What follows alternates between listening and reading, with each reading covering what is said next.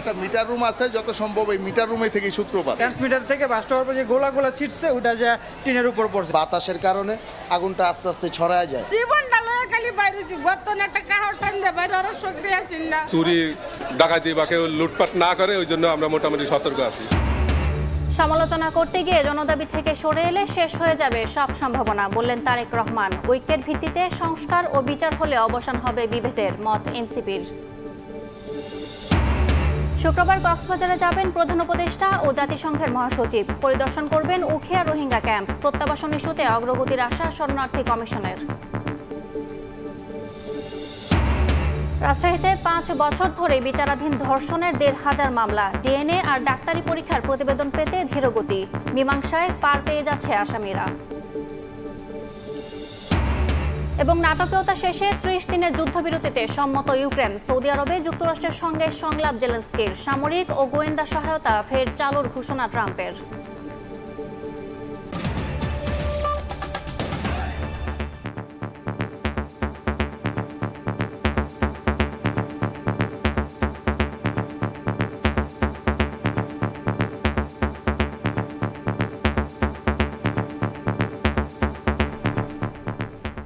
ভোরের সময় সঙ্গে আছি আমি ইয়াসমিন অনন্যা। রাজধানীর মহাখালীর 7তলা বস্তিতে গভীর রাতে লাগা আগুনে পুড়ে গেছে অধিকাংশ বসতঘরের সামগ্রী। প্রায় 3 ঘন্টার চেষ্টায় আগুন নিয়ন্ত্রণে এনেছে ফায়ার সার্ভিসের 7টি ইউনিট। নিয়ন্ত্রণে কাজ করছে স্থানীয় বাসিন্দারাও। এই মুহূর্তে ঘটনাস্থলে আছেন সহকর্মী শাবাবু আসি, সরাসরি যাচ্ছি তার কাছে।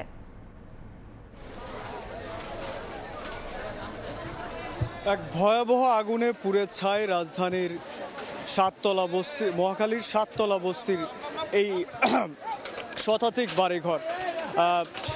রাত 3:30টায় মঙ্গলবার দিবাগত রাত 3:30টায় এই আগুনের সূত্রপাত ঘটে বলে আমরা জানতে পারি। ফায়ার সার্ভিস আমাদেরকে জানিয়েছে যে এখন পর্যন্ত 8টি ইউনিট এখানে কাজ করছে এবং দীর্ঘ 3 ঘন্টা সম্মিলিত প্রচেষ্টায় ফায়ার সার্ভিস এবং এলাকাবাসীর সম্মিলিত প্রচেষ্টায় আগুন মোটামুটি নিয়ন্ত্রণে এসেছে। আমরা এখন পর্যন্ত কোনো হতাহতের খবর পাইনি আমরা, তবে এটা আমরা জানতে পেরেছি যে অনেক ব্যাপক আসলে ক্ষয়ক্ষতি হয়েছে এখানে মানুষের। এখানে আমরা জানতে পেরেছি যে 100-র উপরে আসলে মানুষ এখানে, 100টি পরিবারের উপরে মানুষ এখানে বসবাস করেন এবং তারা যাদের সাথে আমরা কথা বলেছি সবাই আমাদেরকে জানিয়েছেন যে আসলে কোনো কিছুই তাদের অবশিষ্ট নেই। বাসার কোনো আসবাবপত্র কোনো কিছুই আসলে তারা বের করে আনতে পারেননি, শুধু তাদের নিজেদের জীবনটা নিয়ে আসলে তারা বের হয়ে আসতে পেরেছেন। আমরা এটা জানতে পেরেছি যে আমরা মানুষকে জিজ্ঞেস করেছি যে আসলে আগুনের সূত্রপাতটা কি, এবং অনেকের কাছে আমরা এটা শুনতে পেরেছি, যদিও এটা ফায়ার সার্ভিস আমাদেরকে নিশ্চিত করেননি, তবে অনেকের কাছে আমরা এটা শুনতে পেরেছি যে এখানে একটি ইলেকট্রনিক ট্রান্সমিটার বিস্ফোরণের পরে সেখান থেকে একটি সেই আগুনের ফুলকা বা আগুনের ছিটা সেটা আসলে একটি মুদির দোকানে এসে পড়ে এবং সেই দোকান থেকে পরবর্তীতে সেই আগুনটি বাড়িগুলোতে ছড়িয়ে পড়ে এবং প্রায় আধা ঘন্টার মধ্যেই আসলে দাউ দাউ করে জ্বলতে থাকে এই বাড়িগুলি। এবং পরবর্তীতে ফায়ার সার্ভিসকে কল করা হলে তারা এসে পৌঁছায় এবং প্রায় 3 ঘন্টা, 3:30টার দিকে আগুন লাগে।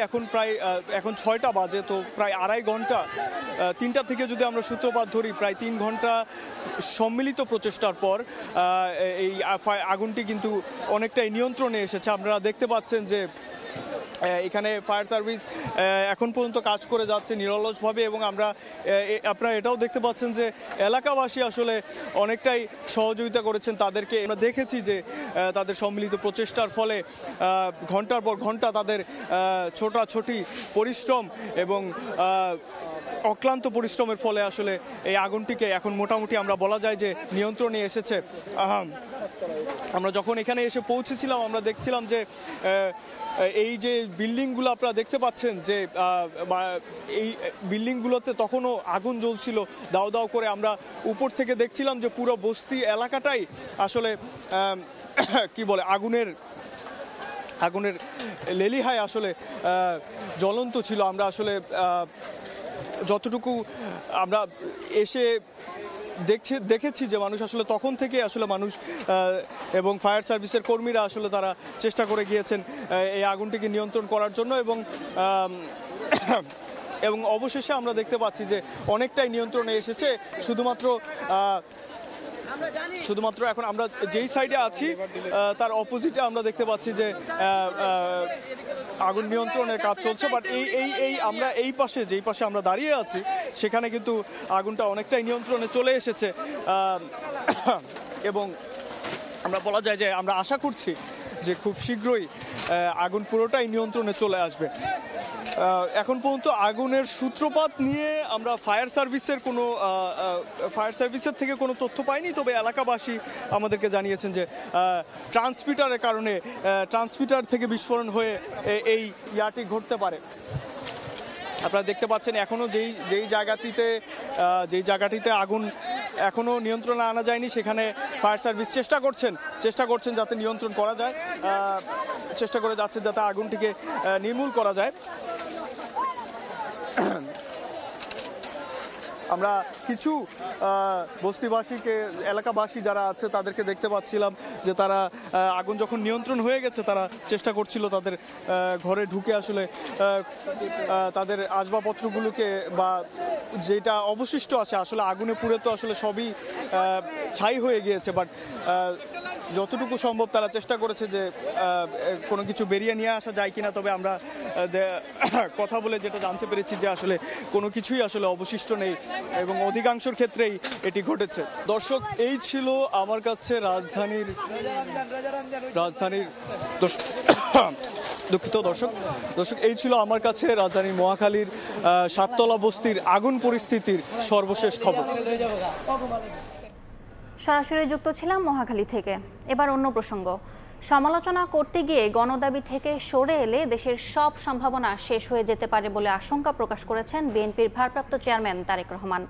মঙ্গলবার সন্ধ্যায় রাজধানীতে এক অনুষ্ঠানে ভার্চুয়ালি যুক্ত হয়ে কথা বলেন তারেক রহমান। সংস্কার মানে শুধু সংবিধান কিংবা নির্বাচনী ব্যবস্থা নয়, বরং মানুষের নানা সমস্যা সমাধানে রাজনৈতিক দলগুলোর প্রস্তাবনা থাকা উচিত বলে জানান বিএনপির ভারপ্রাপ্ত চেয়ারম্যান। আলাদা প্রয়োজনে নেতারা বলেন, আওয়ামী লীগের দোসররা এখনও দেশকে অস্থিতিশীল করার চক্রান্ত করছে। দেশে চলমান পরিস্থিতি নিয়ে নানা মহলে সমালোচনার মধ্যেই বিএনপি নেতারা বলছেন সংকট সমাধানে ঐক্যবদ্ধ থাকার বিকল্প নেই। মঙ্গলবার ন্যাশনালিস্ট ডেমোক্রেটিক মুভমেন্ট এনডিএম আয়োজিত ইফতার মাহফিলে লন্ডন থেকে ভার্চুয়ালি অংশ নেন বিএনপির ভারপ্রাপ্ত চেয়ারম্যান তারেক রহমান। তিনি বলেন, সমালোচনা করতে গিয়ে গণদাবি থেকে সরে এলে দেশের সব সম্ভাবনা শেষ হয়ে যেতে পারে। জনগণের প্রয়োজনীয় বিষয় নিয়ে রাজনৈতিক বিতর্ক আয়োজনেরও পরামর্শ তার। বাস্তবধর্মী সমালোচনা অবশ্যই করব একজন আরেকজনের, কিন্তু সমালোচনা করতে গিয়ে এমন পরিস্থিতিতে যাতে আমরা এসে না দাঁড়াই যেখানে আমরা জনগণের এই ইস্যুগুলোকে, দেশের এই ইস্যুগুলোকে আমরা অ্যাড্রেস করতে ভুলে যাব, আমাদের কাছে অন্য কিছু মুখ্য হয়ে যাবে, এগুলো গৌণ হয়ে যাবে। এটি যদি হয় তাহলে এই দেশের সম্ভাবনা সব শেষ হয়ে যাবে, নষ্ট হয়ে যেতে পারে। এবং অবশ্যই এটি আমাদের এই ঘরে উপস্থিত কারোরই সেটি চাওয়া নয়। এদিন বনানীতে সাংবাদিকদের সম্মানে আমরা বিএনপি পরিবার আয়োজিত ইফতার মাহফিলে যোগ দেন বিএনপির স্থায়ী কমিটির সদস্য মির্জা আব্বাস সহ দলের শীর্ষ কয়েকজন নেতা। বলেন, স্বৈরাচার পালিয়ে গেলেও দোসররা বিভিন্ন জায়গায় বসে ষড়যন্ত্র করছে। আওয়ামী দোসররা আজকে অবস্থান নিয়েছে সচিবালয়, থানা পরিষদ, ইউনিয়ন পরিষদ, সমস্ত জায়গায় তারা অবস্থান নিয়েছে। সুতরাং আপনাদের উচিত হবে ওই সমস্ত খোঁজখবর সংগ্রহ করে দেশে এবং জাতিকে বাঁচানোর জন্য। আলাদা অনুষ্ঠানে অংশ নিয়ে বিএনপির আরেক স্থায়ী কমিটির সদস্য নজরুল ইসলাম খান বলেন, নিজেদের মধ্যে ঐক্যের ফাটল ধরলে সুযোগ তৈরি হবে পতিত স্বৈরাচারের। যে ঐক্যটা পরিপূর্ণতা লাভ করলো 2024 সালের জুলাই আগস্ট মাসে, এই ঐক্যটাকে টিকিয়ে রাখতে হবে। এই ঐক্যকে কোনোভাবে যদি বিঘ্নিত করা হয় তাহলে সেই সুযোগ নেবে পতিত স্বৈরাচার, পতিত ফ্যাসিবাদ।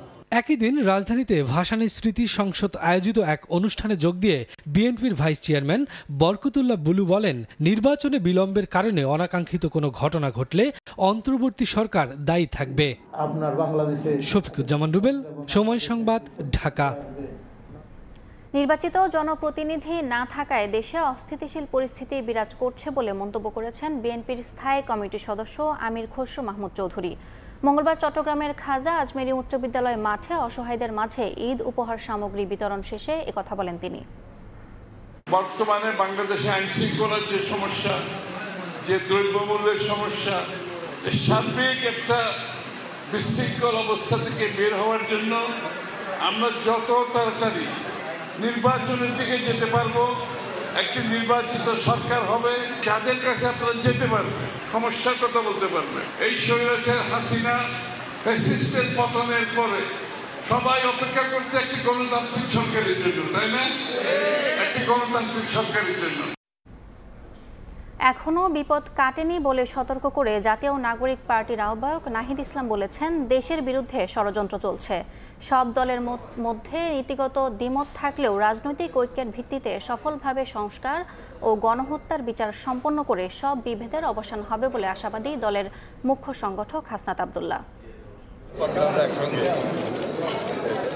নতুন পুরনোদের মিশেলে এক আনন্দ ঘন পরিবেশ। ইফতার মাহফিলের আয়োজন পরিণত হলো রাজনীতিবিদদের মিলন মেলায়। জুলাই চেতনায় নতুন দল গঠনের পর মঙ্গলবার হোটেল ইন্টারকন্টিনেন্টালে জাতীয় নাগরিক পার্টির ইফতারে আমন্ত্রিত অতিথি হয়ে আসেন বিএনপি, জামায়াত সহ বিভিন্ন রাজনৈতিক দল ও অঙ্গ সংগঠনের নেতারা। অংশ নেন সিনিয়র সাংবাদিকরাও। অনুষ্ঠানে জাতীয় নাগরিক পার্টির আহ্বায়ক নাহিদ ইসলাম বলেন, জাতীয় ঐক্য ছাড়া ফ্যাসিবাদ বিলুপ্ত সম্ভব নয়। জুলাই চার্টারের মধ্য দিয়ে সংস্কার ও নতুন রাজনৈতিক বন্দোবস্ত করতে হবে। ফ্যাসিবাদী যারা দোষর রয়েছিল তাদের দ্রুত বিচার আমাদের সকলেরই প্রত্যাশা। সেই দৃশ্যমান বিচার কার্যক্রম আমরা দেখতে চাই। জুলাই সনদ আমরা দ্রুত কার্যকর দেখতে চাই এবং সেই বিষয়ে আমরা সকলেই সবার জায়গা থেকে সহযোগিতা করব এবং জুলাই সনদ কার্যকরের মাধ্যমে সংস্কারের রূপরেখা আমাদের সামনে স্পষ্ট হবে। যে সামনে নির্বাচনটা একই সাথে আইনসভা এবং একই সাথে গণপরিষদ নির্বাচন করা সম্ভব এবং এর মাধ্যমে একটি নতুন সংবিধান এবং নতুন করে আমরা গণতন্ত্রের পথে উত্তরণ করতে পারব। দলের দক্ষিণাঞ্চলের মুখ্য সংগঠক হাসনাত আব্দুল্লাহ বলেন, দলগুলোর মধ্যে দ্বিমত থাকলেও রাজনৈতিক ঐক্যের ভিত্তিতে সংস্কার ও গণহত্যার বিচার সম্পন্ন করতে হবে। খুনি ফ্যাসিস্ট শেখ হাসিনার যে বিচার রয়েছে এবং আওয়ামী লীগকে আমরা পরবর্তী বাংলাদেশে আমরা রাজনীতিতে দেখতে চাই কি চাই না, এই বিষয়গুলোকে আমরা প্রত্যাশা রাখবো যে আমাদের রাজনৈতিক যে দলগুলো রয়েছে সেই দলগুলো একটি ঐক্যমত্যের মধ্য দিয়ে যাবে। জুলাই চেতনায় বৈষম্য বিরোধী বাংলাদেশ গঠনে এনসিপি কার্যকর ভূমিকা রাখবে বলেও আশাবাদী জাতীয় নাগরিক পার্টির নেতারা। সাদিকুর রহমান, সময় সংবাদ, ঢাকা। দেশ থেকে দুর্নীতি ও দুঃশাসন দূর করতে জামায়াতে ইসলামী লড়াই করছে বলে মন্তব্য করেছেন দলটির আমির ডাক্তার শফিকুর রহমান। রাজধানীর মিরপুরে এক ইফতার অনুষ্ঠানে উপস্থিত হয়ে একথা বলেন তিনি। দেশে কুরআন ও সুন্নাহ ভিত্তিক শাসন প্রয়োজন উল্লেখ করে জামায়াতের শীর্ষ নেতা বলেন, মানবিক ও কুরআন ভিত্তিক বাংলাদেশ বিনির্মাণে জামায়াতে ইসলামী সবাইকে পাশে চায়।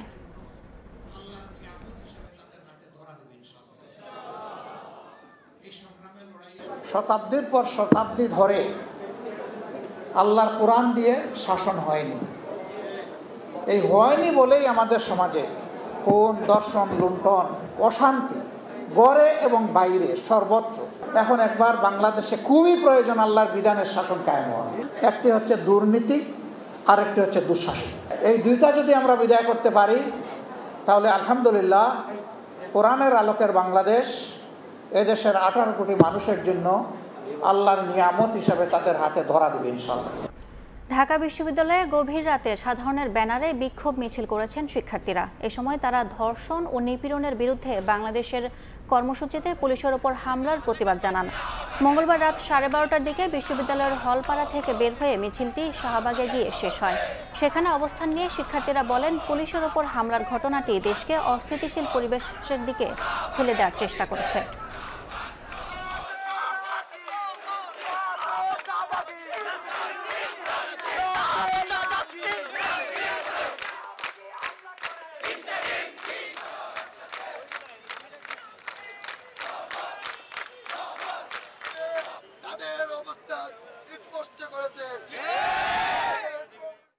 ওই লাকি ডাক্তাররা তারা হচ্ছে গণজাগরণের মঞ্চ তৈরি করে এই বাংলাদেশে যে বিচারহীনতা সংস্কৃতি সেটা তৈরি করেছিল।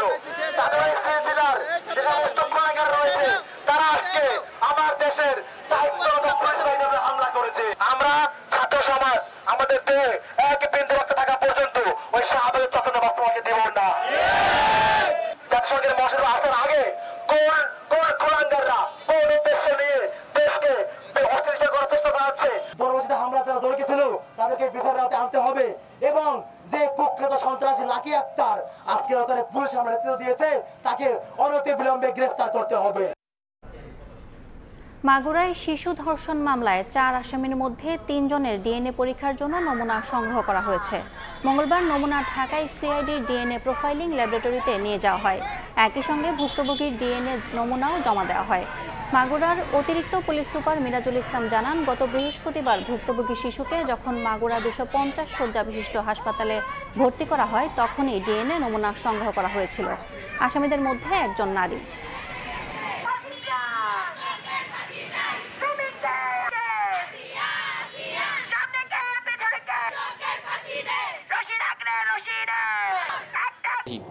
শেখ হাসিনা পরিবারের সদস্যদের নামে থাকা 7টি প্লট ফ্ল্যাট জব্দ করেছে দুদক। একই সঙ্গে 124টি অ্যাকাউন্টে থাকা 635 কোটি টাকা ফ্রিজ করেছে সংস্থাটি। এদিকে জব্দ করা সম্পত্তি দেখাশোনার জন্য প্রশাসক নিয়োগের অনুমতি দিয়েছেন আদালত। রাজধানীর গুলশান 2-এর 71 নম্বর রোডের এই বাসার একটি ফ্ল্যাটের মালিকানা ব্রিটিশ এমপি টিউলিপ সিদ্দিকের। দুদক বলছে 2015 সাল পর্যন্ত আয়কর নথিতে উল্লেখ করলেও পরবর্তীতে ছলচাতুরির মাধ্যমে ভুয়া নোটারি রেজিস্ট্রেশন মূলে ছোট বোন আজমিনা সিদ্দিককে ফ্ল্যাটটি হস্তান্তর করেন। নাম থাকতে পারে, আমি তো সবার নামও জানি না, কারণ এই বিল্ডিং 96 সালে হয়েছে আর কি, হ্যান্ডওভার হয়েছে। একইভাবে সেগুনবাগিচায় এই বাসায় টিউলিপের মা শেখ রেহেনার ফ্ল্যাটের সন্ধান পেয়েছে দুদক। তারা বলছে মালিকানা শেখ রেহেনার থাকলেও পরবর্তীতে ব্যারিস্টার মঈন গনিকে পাওয়ার অফ অ্যাটর্নি দিয়ে দেয়। 206 number flat number Sheikh Rehana ম্যাডামের ছিল, পরে উনি ব্যারিস্টার মহিউদ্দিন স্যারকে পাওয়ার অ্যাটর্নি দিয়েছে। দুদকের অনুসন্ধানে এই 2 ফ্ল্যাট সহ ধানমন্ডিতে জয়পুতুলের নামে থাকা সুধা সদন, রাদওয়ান মুজিব সিদ্দিকের নিকটনে 2টি প্লট এবং গাজীপুরের শেখ রেহেনার 2 দাগে 10% জমি জব্দ করতে যাচ্ছে দুদক। সংস্থাটির আবেদনের প্রেক্ষিতে আদালত জব্দের নির্দেশনা জারি করে। অর্জিত স্থাবর সম্পদ যাতে অন্যত্র স্থানান্তর, হস্তান্তর বা রূপা বেহাত না হতে পারে সেই জন্য বিজ্ঞ আদালতে আবেদন করা হয়েছিল।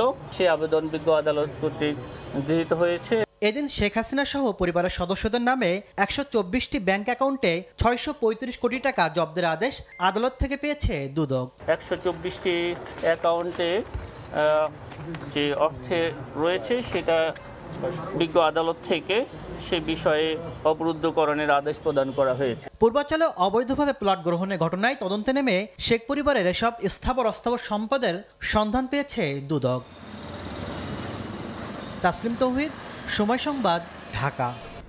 চলতি বছর জনপ্রতি সর্বনিম্ন ফিতরা নির্ধারণ করা হয়েছে 110 টাকা ও সর্বোচ্চ 2805 টাকা।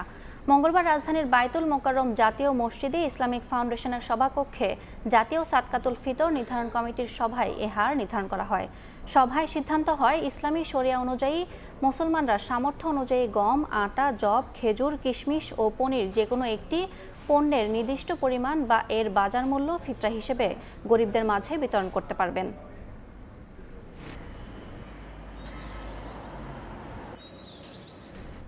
রমজানে সাধারণ মানুষদের স্বস্তি দিতে ন্যায্য মূল্যে পণ্য বিক্রি করছে দেশের বৃহৎ ভোগ্যপণ্য বাজারজাতকারী প্রতিষ্ঠান সিটি গ্রুপ। সয়াবিন তেল, গরু দুধ, চাল ও ডাল সহ 19 ধরনের পণ্য বিশেষ মূল্য ছাড়ে বিক্রি করছে প্রতিষ্ঠানটি। ক্রেতাদের স্বস্তি দিতে গায়ের দামের চেয়ে কম মূল্যে তেল, চিনি, ডাল সহ নিত্যপণ্য বিক্রি করছে দেশের বৃহৎ ভোগ্যপণ্য বাজারজাতকারী শিল্পগোষ্ঠী সিটি গ্রুপ। ঢাকা শহরের মালিবাগ, মতিঝিল, মিরপুর সহ রাজধানীর 15টি স্থানে ভ্রাম্যমাণ ট্রাক থেকে সয়াবিন তেল, চিনি, মসুর ডাল সহ অন্যান্য পণ্য কিনতে পারছেন ক্রেতারা। সব জায়গায় যদি এরকম উদ্যোগগুলো নেওয়া হয় তাহলে অনেক ভালো। উচ্চ পর্যায়ে চলে গেছে দ্রব্যমূল্য এবং সিন্ডিকেট, এর মধ্যে থেকে কিছুটা হলেও স্বস্তি। সিটি গ্রুপের বিক্রি কার্যক্রমে 1 লিটার সয়াবিন তেল 172 টাকা ও 500 গ্রাম গুঁড়ো দুধ বিক্রি হচ্ছে 375 টাকায়। মসুর ডাল ও চিনি গুঁড়া চালে 7 টাকা ও আধা লিটার পানিতে 10 টাকা সহ মোট 19টি পণ্যে ছাড় দেওয়া হচ্ছে। ফুল ক্রিম মিল্ক পাউডার আমাদের মার্কেটের প্রাইস হলো 425 টাকা, আমরা দিতেছি 375 টাকা। প্রথম পর্যায়ে থেকে এখন পর্যন্ত কনজিউমারের ধারাবাহিকতা স্বাভাবিক, মানে ধরেন কোনো টানাপড়েন নাই, বরং আরো বাড়ছে। সিটি গ্রুপের বিশেষ মূল্য ছাড়ে পণ্য বিক্রি কার্যক্রম শুরু হয় প্রতিদিন সকাল 10টায় এবং শেষ বিকেল 4টা, চলবে পুরো রমজান মাস জুড়ে। সাইফুল ইসলাম, সময় সংবাদ, ঢাকা। ঈদ উপলক্ষে রমজানের শুরু থেকেই বিক্রি বাড়ছে প্রযুক্তি পণ্যের। ক্রেতাদের বিশেষ নজর স্মার্ট ওয়াচ ও নতুন ফিচারের মোবাইল ফোনের দিকে। বিক্রি বাড়াতে বিভিন্ন ধরনের অফার দিচ্ছেন বিক্রেতারা। অন্তরা সেনের রিপোর্ট।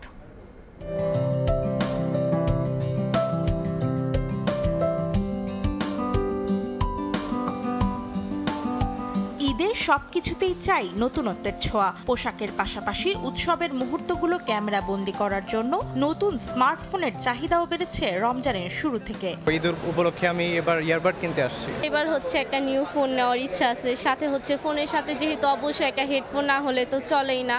আর বাসায় যেহেতু আমি একটু গান শুনতে বেশি পছন্দ করি, তার সাথে হচ্ছে আমি একটা সাউন্ড বক্স নিতে চাচ্ছি। এখন একটা মোবাইল কিনা হয়েছে, ঈদ উপলক্ষে একটা স্মার্ট ওয়াচ কেনার ইচ্ছা আছে। চাহিদা বেড়েছে স্মার্ট ওয়াচ, ইয়ারবাড আর পোর্টেবল স্পিকারের। ভ্রমণ পিপাসুদের আগ্রহে রয়েছে পাওয়ার ব্যাংকও। ব্লুটুথ কর্ডলেস হেডফোনগুলো অনেক বেশি জনপ্রিয় হয়েছে এবার। হ্যাঁ, তারপরে আমাদের যে আধুনিক যে ল্যাপটপগুলো আছে, ফোল্ডিং ল্যাপটপগুলো আছে, ল্যাপটপগুলো মানে বেশি সেল হচ্ছে। হ্যান্ডের কিছু ইয়ারবাডস আসছে যেগুলো হচ্ছে আপনার লং জার্নির জন্য, কারণ ঈদে তো অনেকেই ট্যুরে যায়, এই জন্য ওই জিনিসটাও বেশি চলতেছে। ছোট বাচ্চারা যেমন স্মার্ট ওয়াচ নিতেছে, নতুন নতুন স্মার্ট ওয়াচ আসছে, সিম সহ অ্যান্ড্রয়েড। ওভারহেড হেডফোন আছে, ইয়ারবাডস আছে, পাওয়ার ব্যাংকও আছে। এদিকে ক্রেতা টানতে এসব পণ্য বাজারজাতকারী প্রতিষ্ঠানগুলো দিচ্ছে মূল্য ছাড় সহ বিভিন্ন অফার। ল্যাপটপ, ডেস্কটপ এবং পিসি, আপনার একটা ইয়ারবাড থেকে শুরু করে সবকিছুতে এখন আলাদা আলাদা ডিসকাউন্ট আছে এবং সাথে কুপন আছে এবং বিভিন্ন ধরনের ভাউচার অফার আছে। ফোন, ঘড়ি সহ নানা ধরনের প্রযুক্তি পণ্যের মধ্যে অনেকেই কিনছেন ল্যাপটপ ও ডেস্কটপ। অন্তরা সেন, সময় সংবাদ, ঢাকা। এই বছরের মধ্যেই পাচার হওয়া কয়েকশো কোটি ডলার ফেরত আনা সম্ভব বলে জানিয়েছেন অর্থ উপদেষ্টা ডক্টর সালাউদ্দিন আহমেদ। ক্রয় সংক্রান্ত কমিটির বৈঠক শেষে তিনি বলেন, 1 মাসের মধ্যে অগ্রগতি দৃশ্যমান হবে। বিদেশে শিক্ষার আড়ালে পাচার হওয়া টাকার বিষয়টিও তদন্ত হচ্ছে। অর্থ পাচার বাংলাদেশের অর্থনীতির একটি বড় ক্ষত। পাচারের অর্থ ফেরানোর চেষ্টায় সরকার। এর মধ্যে 200টির বেশি আইনি সংস্থার সঙ্গে আলোচনা হয়েছে। তার মধ্যে 30টির মতো প্রতিষ্ঠানের সঙ্গে চুক্তি হতে পারে। আলোচনা হচ্ছে বিভিন্ন দেশের সঙ্গেও। মঙ্গলবার সচিবালয়ে ক্রয় সংক্রান্ত কমিটির বৈঠক শেষে অর্থ উপদেষ্টা জানান, পাচারের অর্থ ফেরানোর বিষয়ে 1 মাসের মধ্যে অগ্রগতি দৃশ্যমান হবে। তদন্ত হবে শিক্ষার আড়ালে টাকা পাচারের বিষয়েও। আমরা চেষ্টা করছি ইমিডিয়েটলি যেটি পারি, কতগুলো সেন্সিটিভ কেস করা হয়েছে অন্যগুলোরও আমরা চেষ্টা করছি যে যত তাড়াতাড়ি অ্যাটলিস্ট প্রসেসটা শুরু করি, কিছুটা ইন্ডিকেশন কিছু আসো। এদিকে অর্থ মন্ত্রণালয়ের বিশেষ সহকারী ডক্টর আনিসুজ্জামান চৌধুরী প্রথম দিন অফিস করেন সচিবালয়ে। কথা বলেন অর্থনীতির বিভিন্ন দিক নিয়ে। দেশ একটি অর্থনৈতিক ভঙ্গুরতার মধ্য দিয়ে যাচ্ছে, যা আগে কখনো হয়নি, এমন মন্তব্য করেন তিনি। প্রধান উপদেষ্টার সঙ্গে আলোচনায় বিভিন্ন দেশ টাকা ফেরত দিতে আগ্রহ দেখিয়েছেন বলেও জানান তিনি। ট্রেড ডেটা খুব ইজি, কারণ প্রত্যেকটা আইটেম একটা মানে সুই সুতো পর্যন্ত রেকর্ডেড হয়, কোথায় যাচ্ছে, কখন গেছে, কার কাছে গিয়েছে, কে পাঠিয়েছে। এবং এটা খুবই দরকার আপনার টাকা পাচার বন্ধ করার জন্য। যে জায়গায় টাকা গিয়েছে ওরা বেনিফিশিয়ারি, ওরা সহজে ছাড়বে না। কিন্তু প্রফেসর ইউনূস সাহেব, আমাদের শ্রদ্ধেয় প্রধান উপদেষ্টা, ওনার সামনে ওনারা নিজেরাই অফার করছে। বাজেট, ঋণ ব্যবস্থাপনা অর্থনীতির জন্য চ্যালেঞ্জ বলে মন্তব্য করেন বিশেষ সহকারী। করুণাময় খোদা তাআলার কাছে আমি। সানবীর রূপল, সময় সংবাদ, ঢাকা। আগামী শুক্রবার কক্সবাজারের উখিয়ায় রোহিঙ্গা আশ্রয়কেন্দ্র পরিদর্শনে যাবেন প্রধান উপদেষ্টা অধ্যাপক মোহাম্মদ ইউনূস ও জাতিসংঘের মহাসচিব অ্যান্তোনিও গুতেরেস। একাধিক বৈঠক শেষে ওই দিন সন্ধ্যায় লাখো রোহিঙ্গাকে নিয়ে ইফতারের আয়োজন করা হবে। 2 শীর্ষ নেতার সফরে রোহিঙ্গাদের নিজ দেশে ফিরে যাওয়ার বার্তা পাওয়া যেতে পারে বলে আশা শরণার্থী ত্রাণ ও প্রত্যাবাসন কমিশনের। মোহাম্মদ ফরাজের ক্যামেরায় বিস্তারিত জানাচ্ছেন সুজাউদ্দিন রুবেল। কক্সবাজারে অবস্থিত বিশ্বের সর্ববৃহৎ আশ্রয় শিবির, যেখানে বসবাস করছে 13 লাখের বেশি মিয়ানমারের রোহিঙ্গা নাগরিক। দীর্ঘ 8 বছরে একজন রোহিঙ্গাকেও মিয়ানমারে ফেরত পাঠানো সম্ভব হয়নি। উল্টো গত কয়েক মাসে মিয়ানমারের রাখাইন রাজ্য থেকে পালিয়ে এসে আশ্রয় শিবিরের ঠাঁই নিয়েছেন 60 থেকে 70 হাজার রোহিঙ্গা। এ অবস্থায় আগামী শুক্রবার কক্সবাজারের উখিয়ার রোহিঙ্গা আশ্রয় শিবির পরিদর্শনে যাচ্ছেন অন্তর্বর্তী সরকারের প্রধান উপদেষ্টা অধ্যাপক মোহাম্মদ ইউনুস ও জাতিসংঘের মহাসচিব অ্যান্টোনিও গুতেরেস। জাতিসংঘের মহাসচিব এর আগেও আশ্রয় শিবির পরিদর্শন করেছেন, তবে রোহিঙ্গা আশ্রয় শিবিরে প্রধান উপদেষ্টার এটি প্রথম সফর। ইতিমধ্যে আমরা লক্ষ্য করেছি যে WHO ওদের রেশনটা অর্ধেক করে ফেলছে, যার একটা নেতিবাচক প্রভাব আমাদের হোস্ট কমিটি পড়ার সম্ভাবনা রয়েছে। সুতরাং এটা কিভাবে সমাধান করা যায়, এটা আমাদের প্রত্যাশা থাকবে ওনাদের কাছে। প্রধান উপদেষ্টা ও জাতিসংঘের মহাসচিব আশ্রয় শিবির পরিদর্শনের পাশাপাশি একাধিক বৈঠকে অংশ নেবেন। এরপর সন্ধ্যায় ইফতার করবেন লাখো রোহিঙ্গার সঙ্গে। তাই কয়েক স্তরের নিরাপত্তা বলয় তৈরি করা হয়েছে বলে জানিয়েছে আইনশৃঙ্খলা বাহিনী। কক্সবাজারে বিমানবন্দর থেকে একদম ক্যাম্প পর্যন্ত নিশ্চিদ্র নিরাপত্তা ব্যবস্থা রাখছি। আর শরণার্থী ত্রাণ ও প্রত্যাবাসন কমিশনার মনে করছেন এই সফরে আন্তর্জাতিক মহল রোহিঙ্গাদের সঙ্গে আছে এবং তারা স্বদেশে ফিরবে এমন বার্তা দিবেন। রাখাইনে স্বস্তি ফিরে আসবে আমাদের বিশ্বাস, এবং রোহিঙ্গারা তাদের ঘরে ফেরত যাবে। এই সফর সে ধরনের একটি বার্তা দেবে। এর আগে 2018 সালে 2 জুলাই নির্যাতিত রোহিঙ্গাদের দেখতে কক্সবাজারের উখিয়া আশ্রয় শিবিরে আসেন জাতিসংঘের মহাসচিব অ্যান্টোনিও গুতেরেস। মিয়ানমার থেকে বাংলাদেশে পালিয়ে আসা রোহিঙ্গাদের দুঃখ দুর্দশা নিজের চোখে দেখেন তিনি। সুজাউদ্দিন রুবেল, সময় সংবাদ, কক্সবাজার। ভোরের সময় আরও থাকছে। নিলাম ছাড়াই 48 কোটি টাকায় পলাতক এমপিদের 5 বিলাসবহুল গাড়ি কিনতে যায় চট্টগ্রাম বন্দর। অনুমতি চেয়ে মন্ত্রণালয়কে চিঠি, আইনি জটিলতা দেখছেন বিডাররা। ভারতের কিছু গণমাধ্যমে সাম্প্রতিক সময়ে প্রকাশিত বিভিন্ন প্রতিবেদন নিয়ে উদ্বেগ জানিয়েছে বাংলাদেশ সেনাবাহিনী। মঙ্গলবার রাতে আন্তঃবাহিনী জনসংযোগ পরিদপ্তরের এক প্রতিবাদ লিপিতে এই উদ্বেগের কথা জানানো হয়। এতে বলা হয়, দ্য ইকোনমিক টাইমস ও দ্য ইন্ডিয়া টুডে সহ ভারতের কিছু গণমাধ্যমে সম্প্রতি প্রকাশিত একের পর এক ভিত্তিহীন ও মনগড়া প্রতিবেদন গভীর উদ্বেগের সঙ্গে লক্ষ্য করেছে বাংলাদেশ সেনাবাহিনী। এসব প্রতিবেদনে সেনাবাহিনীর ভেতরে অভ্যুত্থানের সম্ভাবনা এবং শৃঙ্খলা ভেঙে পড়ার কথা বলা হয়েছে। এসব প্রতিবেদন পুরোপুরি মিথ্যা এবং সেগুলো বাংলাদেশ ও এর সশস্ত্র বাহিনীর সুনাম ও স্থিতিশীলতা ক্ষুণ্ণ করার জন্য পরিকল্পিত অপপ্রচারের অংশ।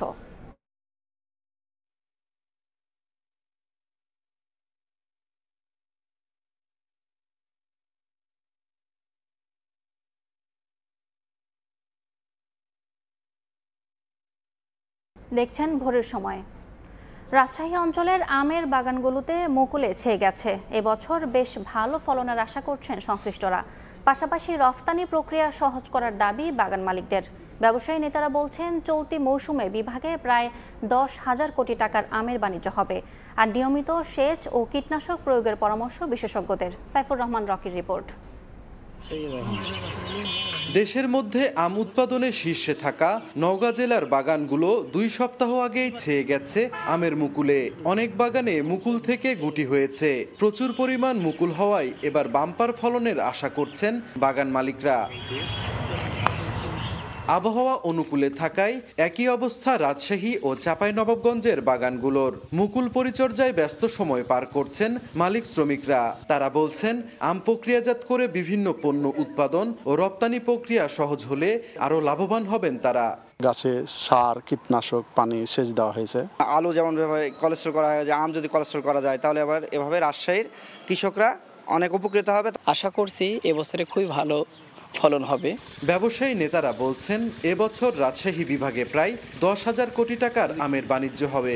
এটা যদি অব্যাহত থাকে, সেরকম কোনো প্রাকৃতিক দুর্যোগ না হয়, তো আমরা গ্রেটার রাজশাহী মিলে যে একটা আমাদের জরিপ আছে গত বছরের 7-7.5 কোটি টাকার, সেটা এবার মনে হয় আরও বেশি বাড়াই যাবে। যে দায়িত্বশীল বিভাগগুলো আছেন, তারা এখন ওই আমের চাষাবাদের ট্রেনিং দেওয়া, আম ফ্রেশ আম রপ্তানি করবো, এটা না বাদ করে 40% অ্যাটলিস্ট এই প্রক্রিয়াকরণের জায়গায় ইনভেস্ট করা উচিত। তবে তীব্র গরমে গুটি ঝরা রোধে বাগানে নিয়মিত সেচ ও কীটনাশক প্রয়োগের পরামর্শ বিশেষজ্ঞদের। কৃষকদেরকে গাছের গোড়ায় রস নিশ্চিত করার জন্য হালকা সেচ প্রদান এবং রোগবালাইয়ের হাত থেকে রক্ষা পাওয়ার জন্য একটা ছত্রাকনাশক এবং একটা কীটনাশক প্রয়োগের পরামর্শ দিচ্ছি।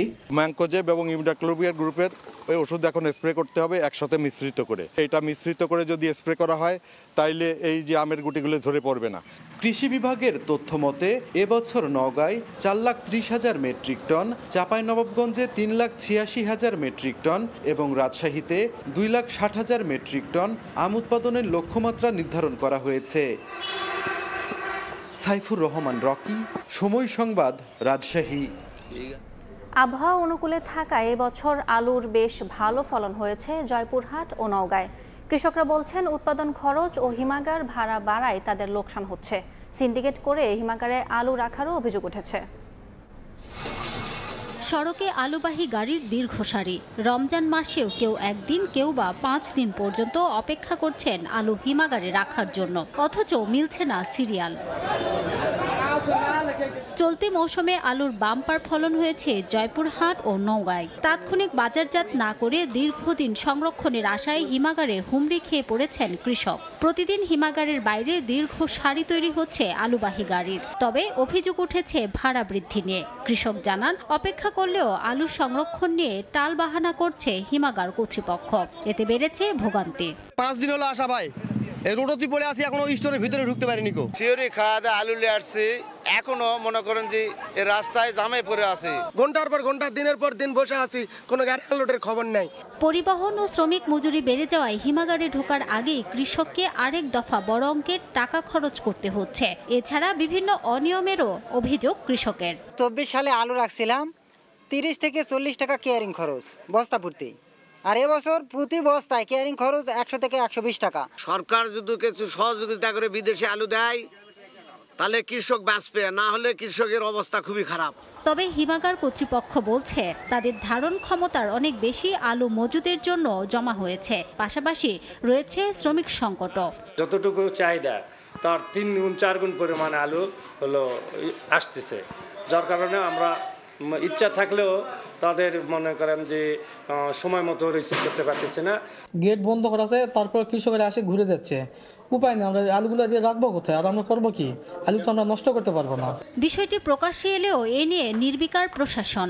যদি কোনো কোল্ড স্টোরেজ কর্তৃপক্ষ এই নির্ধারিত ভাড়ার অতিরিক্ত কোনো ভাড়া কৃষকের কাছ থেকে আদায় করে বা অন্য কারো কাছ থেকে আদায় করে, তাহলে তাদের বিরুদ্ধে আমরা যথাযথ আইনগত ব্যবস্থা গ্রহণ করব। আমরা কৃষক পর্যায়ে আলু সংরক্ষণ করার জন্য দেশীয় পদ্ধতিতে অবলম্বন করে তারা যদি আলুটা সংরক্ষণ করে, ঘরে সংরক্ষণ করা যায়, আমরা সেই পদ্ধতি অবলম্বন করার পরামর্শ দিচ্ছি। কৃষি বিভাগের তথ্য মতে চলতি মৌসুমে জয়পুরহাট ও নওগাঁয় আলু উৎপাদনের লক্ষ্যমাত্রা 15.5 লাখ মেট্রিক টন, অথচ দুই জেলার মোট 27টি হিমাগারে ধারণ ক্ষমতা রয়েছে মাত্র 2,20,000 মেট্রিক টন। রিমো সিদ্দিক, সময় সংবাদ। ফাল্গুন মাস এলে লিচুর মুকুলের ঘ্রাণ ছড়িয়ে পড়ে পাবনার ঈশ্বরদীর গ্রামগুলোতে। থোকায় থোকায় হলুদ রঙের মুকুলে ছেয়ে যায় শত শত লিচু বাগান। অথচ এবারের চিত্র পুরোপুরি ভিন্ন, মুকুল নেই বললেই চলে। ফলন বিপর্যয়ের শঙ্কা বাগান মালিক, চাষি ও ব্যবসায়ীদের চোখে মুখে। সবুজ মোল্লার রিপোর্ট। গাছে গাছে মুকুলের বদলে সবুজ পাতায় ছেয়ে গেছে চারপাশ। কিছু গাছে মুকুল থাকলেও তা পর্যাপ্ত নয়, এমন অবস্থা পাবনার ঈশ্বরদীর বাগানগুলোর। এই এলাকার প্রধান অর্থকরী ফসল লিচু। এখানে প্রতি বছর শুধু লিচু বিক্রি করে আয় প্রায় 450 থেকে 500 কোটি টাকা। তবে এবছরের চিত্র পুরোটাই ভিন্ন। লিচু চাষিরা বলছেন বিগত কয়েক যুগ তারা এমন ফলন বিপর্যয়ের সম্মুখীন হননি। ফাল্গুন মাসের অর্ধমাস অতিক্রম হতে চললেও মানিকনগর, মিরকামারি, চর মিরকামারি, কদিমপাড়া ও আওতাপাড়া গ্রাম ঘুরে দেখা যায় হাজার হাজার বাগানের লিচুর গাছের মুকুলের পরিবর্তে নতুন পাতা গজিয়েছে। যে পাতা গজালে আর মুকুল আসে না, যে কারণে বাগানে সার, কীটনাশক ও মুকুলের জন্য ব্যবহৃত ওষুধ ব্যবহার করছেন না চাষিরা। তারা বলছেন বাগানে 100 লিচু গাছ থাকলে সেখানে 20 থেকে সর্বোচ্চ 30টি গাছে মুকুল এসেছে। তবে সে গাছগুলোতেও মুকুলের পরিমাণ খুবই কম। হঠাৎ এমন ফলন বিপর্যয়ের মুখে হতাশ চাষিরা। মূল বলতে কিছুই না, সব লালক পাতা হয়ে গেছে। 50 বছরের রেকর্ড যে এরকম কম মুকুল কোনোদিনও হয়নি। গতবার ধরেন 3.5 লক্ষ টাকা আমি বিক্রি করেছি, এবার আমার 50,000 টাকা বিক্রি হবারও জায়গা নাই। কৃষি কর্মকর্তার সঙ্গে সমন্বয় করে কৃষকের পাশে দাঁড়ানোর আশ্বাস উপজেলা প্রশাসনের। যেটুকু মুকুল আছে সেই মুকুল যেন সঠিকভাবে পরিচর্যা করে যেন আশানুরূপ ফলন তারা ঘরে তুলতে পারে, সেইভাবে আমাদের কার্যক্রম অব্যাহত রয়েছে। ঈশ্বরদীতে সাধারণত মুজাফফর বা দেশি লিচু, বোম্বাই ও চায়না 3 জাতের লিচু বেশি আবাদ হয়। এছাড়া বর্তমানে কদমী, কাঁঠালি, বেদানা, চায়না 1 ও চায়না 2 জাতের লিচুর বাগান হচ্ছে। সারা দেশে লিচু উৎপাদনের প্রায় 70% লিচু উৎপাদন হয় পাবনার ঈশ্বরদী থেকে। আর এ জেলায় মোট 3100 হেক্টর জমিতে লিচুর বাগান রয়েছে। মোট বাগান রয়েছে প্রায় 12,000। এছাড়া লিচুর গাছ রয়েছে প্রায় 5 লক্ষ। পাবনার ঈশ্বরদী লিচু বাগান থেকে সবুজ মোল্লা, সময় সংবাদ। ঈদকে সামনে রেখে কর্মমুখর হয়ে উঠেছে সিরাজগঞ্জের তাঁতপল্লী। প্রতিদিন ভোর থেকে শুরু হয় মধ্যরাত পর্যন্ত ব্যস্ত সময় পার করছেন তাঁতিরা। তাদের হাতের ছোঁয়ায় শাড়িতে ফুটে উঠেছে নকশা। তাঁত মালিকরা বলছেন, রং ও সুতার বাজার নিয়ন্ত্রণ করা গেলে ভালো লাভের মুখ দেখবেন তারা। রিঙ্কু কুণ্ডুর রিপোর্ট, ছবি তুলেছেন অমৃত সেন।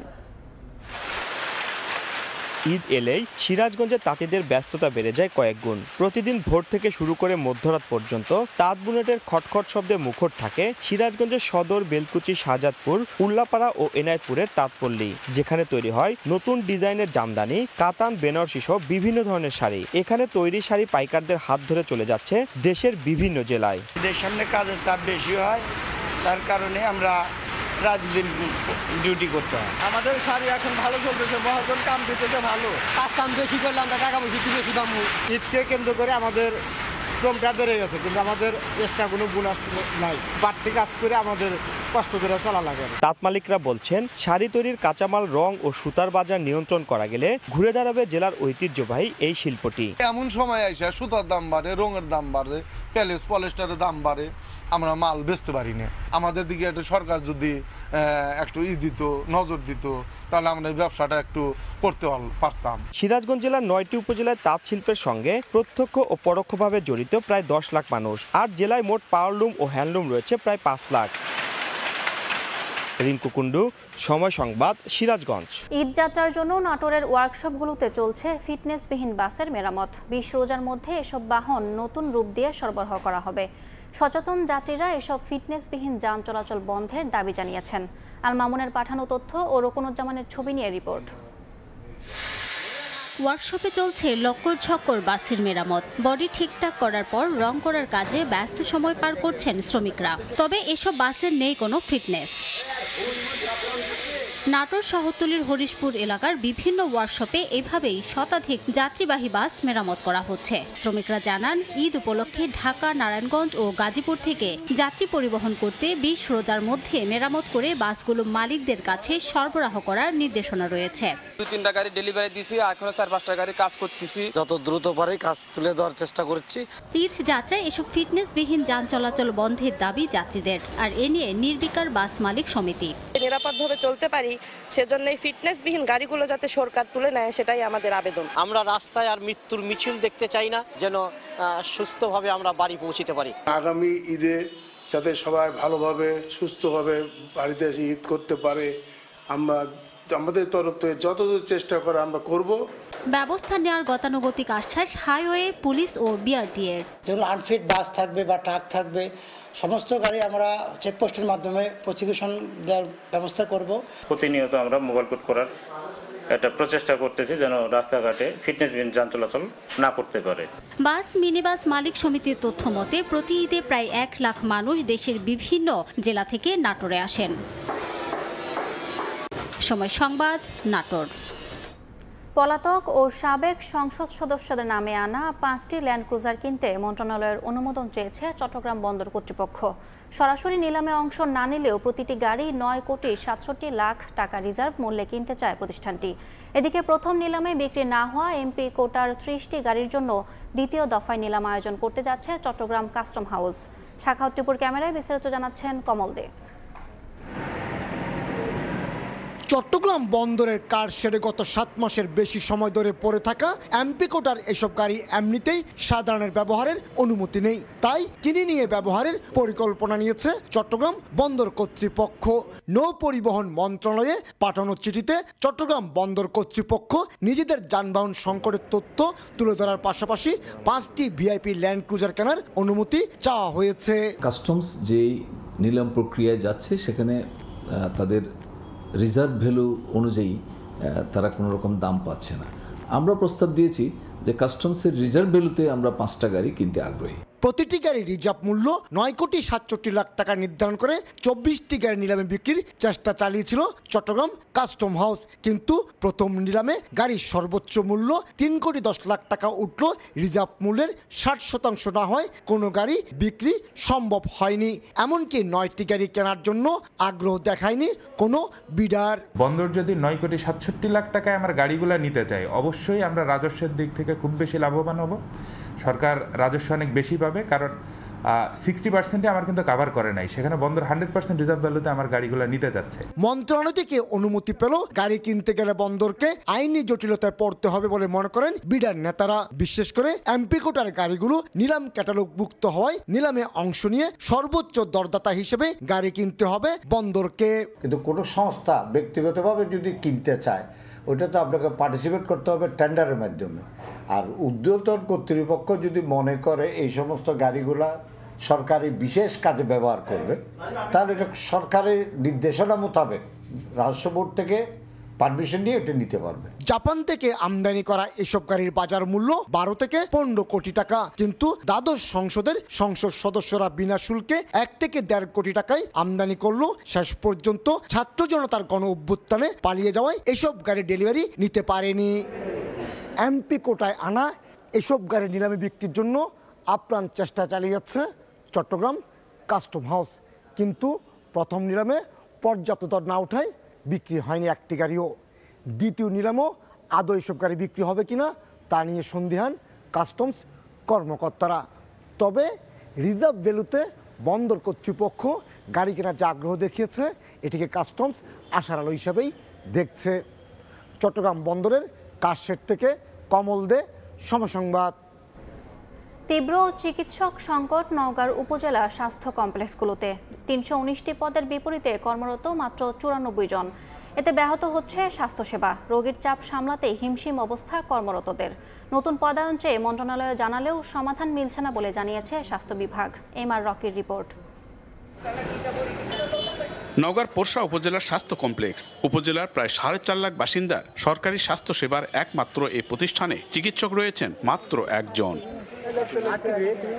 শুধু পোরশা নয়, নওগাঁর 11টি উপজেলার স্বাস্থ্য কমপ্লেক্সেরই একই অবস্থা। মোট 319টি চিকিৎসক পদের বিপরীতে কর্মরত মাত্র 94 জন। এতে ব্যাহত হচ্ছে স্বাস্থ্যসেবা। রয়েছে প্রয়োজনীয় যন্ত্রপাতির অভাব। 4 দিন ধরে 5 দিন ধরে একটা করে রোগী এসে এখানে বসে আছে, তাদের কোনো সার্ভিস নাই। সরকারি আমরা আসা যে বাচ্চা নিয়ে পড়ে আছি 2 দিনই নি, তাহলে আমার সমস্যার সমাধান না হলে এখানে আসা পড়ে থাকার তো কোনো মানেই আমরা খুঁজে পাচ্ছি না। আমরা চিকিৎসা পাচ্ছি না, আমরা চলে যাচ্ছি বাসায়, যা এখন আমার অন্য ডাক্তার দেখাবো। এদিকে রোগীর চাপ সামলাতে হিমশিম অবস্থা কর্মরতদের। বাধ্য হয়ে বেসরকারি হাসপাতাল ক্লিনিকে যাচ্ছেন রোগীরা। 24 জন ডাক্তার থাকার কথা, সেখানে মাত্র আমি সহ 4 জন ডাক্তার রয়েছেন।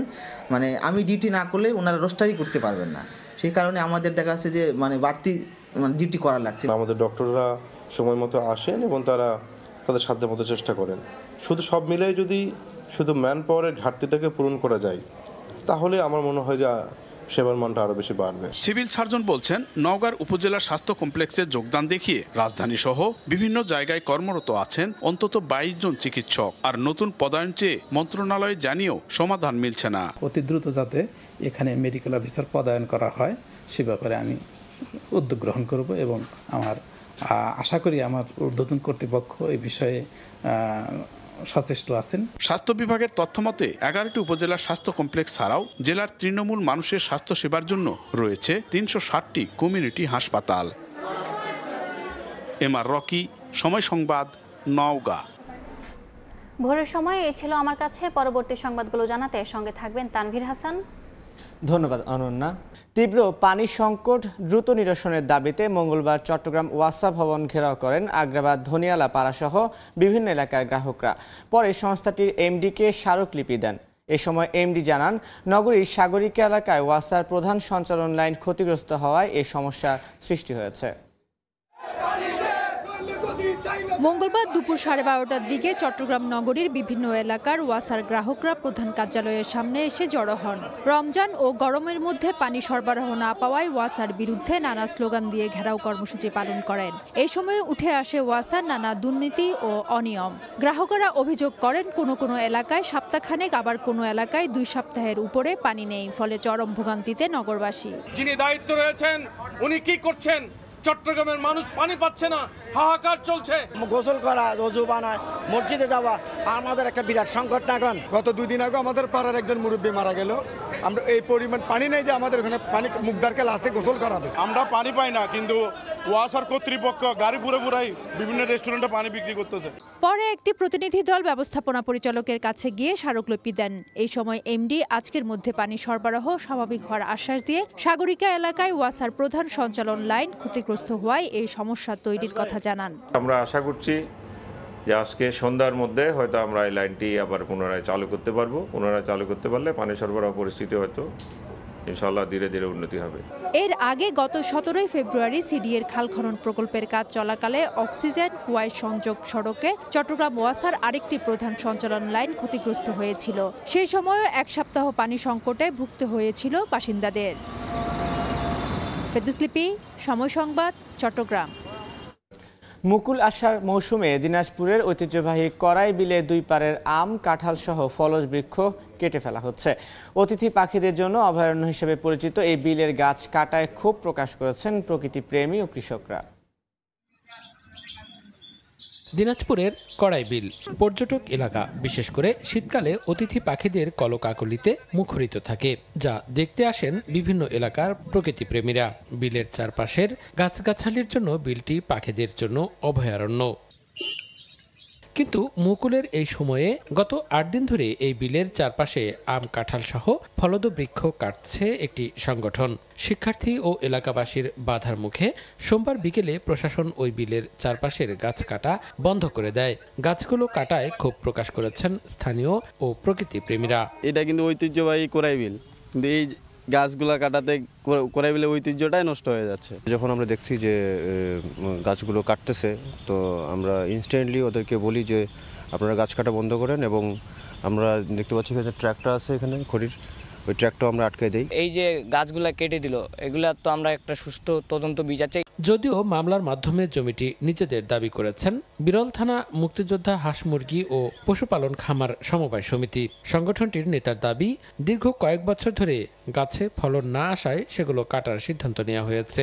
আমরা অনেকের সাথে কথা বলছি, লিচি বাগান করলে এটাতে ফলন পাওয়া যাবে, সেই কারণে এই সিদ্ধান্তটা নেওয়া হয়েছে। এইখানে হয়তো পদ্ধতিগত কিছু ভুল থাকতে পারে, যেটা আমাদের জানা ছিল না, সে কারণে এটা হতে পারে, এটা অস্বীকার করার কিছু না। তবে উপজেলা প্রশাসন বলছে সরকারের খাস জমি থেকে গাছ কাটার কোনো অনুমতি নেওয়া হয়নি, এক্ষেত্রে আইনানুগ ব্যবস্থা নেওয়া হবে। যেহেতু অনুমতি ছাড়া বিধি বহির্ভূতভাবে সরকারি সম্পদ নষ্ট করেছে, সেক্ষেত্রে আমরা আইনানুগ ব্যবস্থা এবং সর্বোচ্চ যে কঠোর ব্যবস্থা নেওয়া যায় সেই ব্যবস্থা গ্রহণ করবে। প্রায় 5 শতাধিক ফলদ গাছ 4,10,000 টাকায় বিক্রি হয়েছে। সময় সংবাদ, দিনাজপুর। যুক্তরাষ্ট্রে বিদ্যুৎ রফতানির উপর 25% শুল্ক আরোপ করেছে কানাডা। দেশটির নতুন নেতা মার্ক কার্নি ট্রাম্পের সঙ্গে বাণিজ্য যুদ্ধে জয়ের প্রতিশ্রুতির পরে এই ঘোষণা এলো। জবাবে কানাডা ইস্পাত ও অ্যালুমিনিয়াম পণ্যের উপর শুল্ক দ্বিগুণ করে 50% করার ঘোষণা দিয়েছেন মার্কিন প্রেসিডেন্ট, যা কার্যকর হবে স্থানীয় সময় বুধবার থেকে। একই সঙ্গে কানাডাকে যুক্তরাষ্ট্রের 51তম অঙ্গরাজ্য হওয়ার কথা পুনর্ব্যক্ত করেন তিনি। কানাডার লিবারেল পার্টির নেতৃত্বের প্রতিযোগিতায় জয়লাভ করে ট্রাম্পের সঙ্গে বাণিজ্য যুদ্ধে জয়ের প্রতিশ্রুতি দেন মার্ক কার্নি। বিজয়ী বক্তব্যে কানাডার উপর আরোপিত শুল্কের সমালোচনা করে দেশটির অর্থনীতিকে রক্ষার প্রতিশ্রুতিও দেন তিনি। বলেন, বাণিজ্যে হোক কিংবা হকি, জিতবে কানাডাই। তার এমন বক্তব্যের পরই এলো শুল্ক আরোপের ঘোষণা। যুক্তরাষ্ট্রে রপ্তানি করা বিদ্যুতের উপর 25% শুল্ক আরোপ করেছেন কানাডার অন্টারিওর নেতা ডাগ ফোর্ড। কানাডার এই পদক্ষেপের পরপরই নিজের ট্রুথ সোশ্যালে দেশটির ইস্পাত ও অ্যালুমিনিয়াম পণ্যের ওপর শুল্ক দ্বিগুণ করে 50% করার ঘোষণা দেন মার্কিন প্রেসিডেন্ট ট্রাম্প। বলেন, এই শুল্ক কার্যকর হবে স্থানীয় সময় বুধবার থেকে। একই সঙ্গে কানাডাকে যুক্তরাষ্ট্রের 51তম রাজ্য হওয়ার আহ্বানও জানান ট্রাম্প। বিশ্লেষকরা বলছেন দুই দেশের বাণিজ্য সংঘাতে অর্থনৈতিক মন্দার মুখোমুখি হতে পারে কানাডা, কারণ দেশটির গোটা বাণিজ্য নির্ভর করে যুক্তরাষ্ট্রের ওপর। তবে যাই হোক না কেন, দুই দেশের সম্পর্কের অন্ধকার কেটে যাবে বলে মনে করেন কানাডার নতুন নেতা। সবসময় একসঙ্গে থেকে সংকট মোকাবিলার কথাও জানান তিনি। নাদিম মারজান, সময় সংবাদ। ক্ষমতায় আসার এক বছরের মধ্যে আস্থা ভোটে হেরে পতন হলো পর্তুগালের ক্ষমতাসীন সোশ্যাল ডেমোক্রেট বা এডি সরকারের। মঙ্গলবার দেশটির পার্লামেন্টে দিনভর নানা নাটকীয়তার পর অধিকাংশ দল সরকারে আনা আস্থা ভোটের বিপক্ষে ভোট দেয়।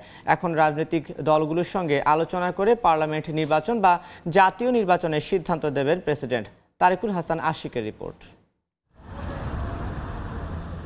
মঙ্গলবার পুরো পর্তুগালবাসীর চোখ ছিল দেশটির পার্লামেন্ট অধিবেশনের দিকে। প্রধানমন্ত্রী লুইস মন্টিনেগ্রোর ডাকা আস্থা প্রস্তাবে সারা নাকি বিপক্ষে ভোট দেবে রাজনৈতিক দলগুলো, সেটাই ছিল দেখার বিষয়। সবশেষ সরকারের আনা আস্থার বিপক্ষে ভোট দেয় বিরোধী সহ বেশিরভাগ দল। পার্লামেন্টে 230টি আসনের মধ্যে 142 জন সদস্যই ভোট দেন আস্থা ভোটের বিপক্ষে, আর এতেই পতন নিশ্চিত হয় 11 মাস আগে ক্ষমতা নেওয়া সোশ্যাল ডেমোক্রেট বা এডি সরকারের। সরকার পতনের পরই 12 মার্চ বুধবার রাজনৈতিক দলগুলোকে ডেকেছেন প্রেসিডেন্ট মার্সেলো। ঐক্যমত্যে পৌঁছানো গেলে এবং নতুন প্রধানমন্ত্রী নিয়োগ না হলে মে মাসে জাতীয় নির্বাচনের তারিখ ঘোষণা করবেন তিনি। নতুন সরকার আসার আগ পর্যন্ত এডি সরকার সীমিত পরিসরে পালন করবে তত্ত্বাবধায়কের ভূমিকা। এদিকে সরকারের আকস্মিক এ পতনে অভিবাসন সংক্রান্ত নানা ইস্যুতে ধীর গতি আসতে পারে বলে শঙ্কা বিশেষজ্ঞদের। তারিকুল হাসান আশিক, সময় সংবাদ, লিসবন, পর্তুগাল। ফ্রান্স থেকে ইংলিশ চ্যানেল হয়ে যুক্তরাজ্যে অবৈধ অভিবাসন আবারও রেকর্ড করেছে। 2025 সালে এ পর্যন্ত 4000-এর বেশি মানুষ এই রুটে ব্রিটেন প্রবেশ করেছে। শুধু মার্চ মাসের প্রথম 9 দিনে গেছেন 2075 জন। ফ্রান্সের সঙ্গে রোড ম্যাপ চুক্তি বাস্তবায়ন না হলে এই বছরে ইতিহাসের সর্বোচ্চ সংখ্যক অভিবাসী যুক্তরাজ্যে প্রবেশ করতে পারে বলে ধারণা করা হচ্ছে।